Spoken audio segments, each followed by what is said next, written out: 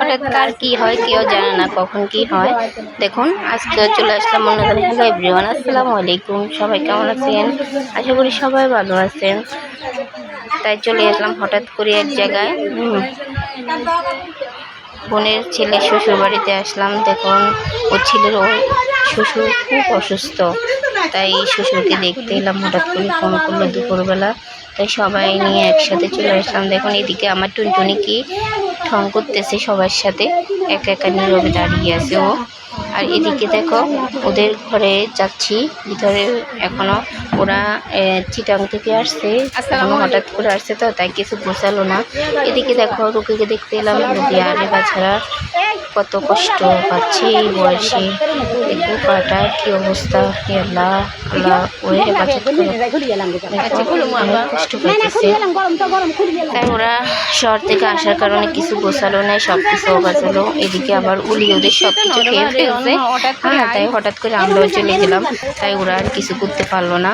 তাই এই যে দেখো সব কিছু নামিয়ে ফেলছে, ওরা সব কিছু ঠিক করবে তাই।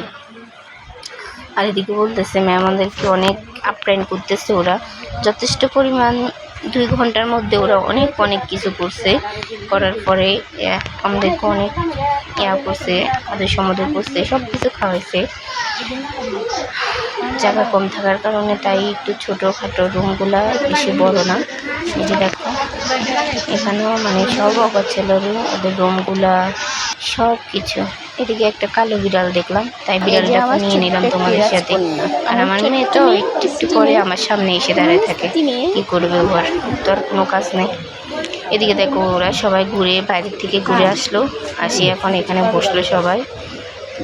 এগুলো সব আমাদের সাথে, আমরা সবাই একসাথে গেছি। দেখো আমার ছেলে কি করতেছে, খাই দিতেছে সবাইকে।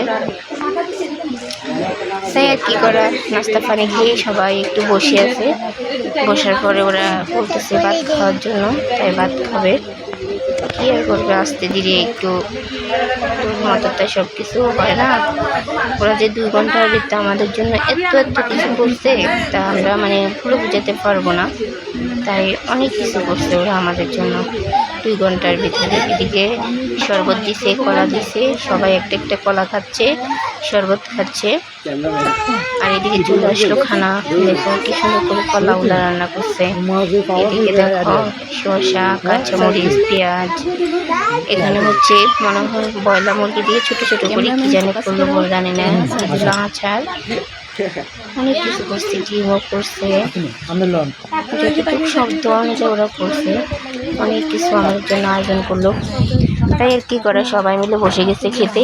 ওদের তার তো কিছু নেই খাওয়া দাওয়া ছাড়া, ওরা গেছে খাওয়ার জন্য, খেয়ে চলে আসবে। তাই ওরা খাচ্ছে এখন বসে বসে। আমি ওদেরকে একটু ভিডিও করলাম, তোমরা খাও, আমি তোমাদেরকে একটু ভিডিও করি। তাই সবাই ভালো থাকো, আল্লাহ হাফেজ।